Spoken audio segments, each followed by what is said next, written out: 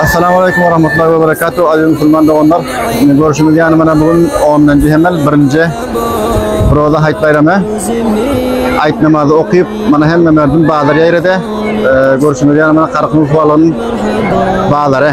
روزی مهمانی آن خالق صبح مرحبا روزی مهمانی آن خالق صبح مرحبا از حساد دسینا را پاک و مصفا بکنیم روزی عیادت مسکین و یتیمان مرحبا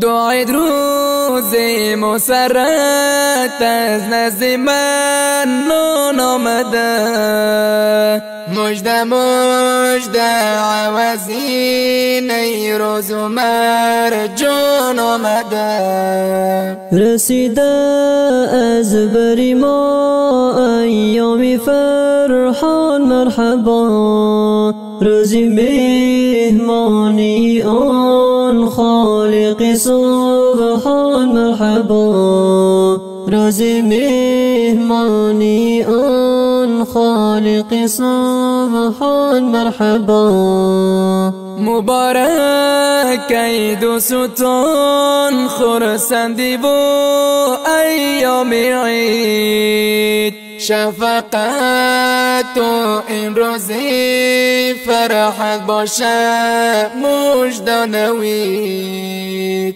در تبسم گردیده سیمای یاران مرحبا روزی مهمانی آن خالق سبحان مرحبا روزی مهمانی آن خالق سبحان مرحبا مرحبا بر مسلمین عید رمضان مرحبا روزی مهمانی آن خالق سبحان مرحبا روزی مبارک باشن سلام مبارک نه هیچ چایتlar Gayet şükür elhamdülillah.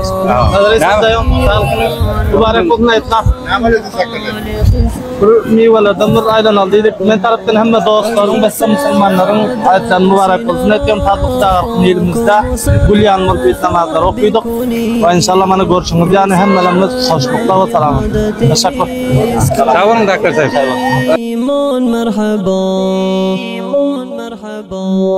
إنما العين لا يكون لمن يلبس الجديد إنما العين يكون لمن يخاف الوعيد أهلا سهلا مرحبا هذه إيمان مرحبا روزی مهمانی آن خالق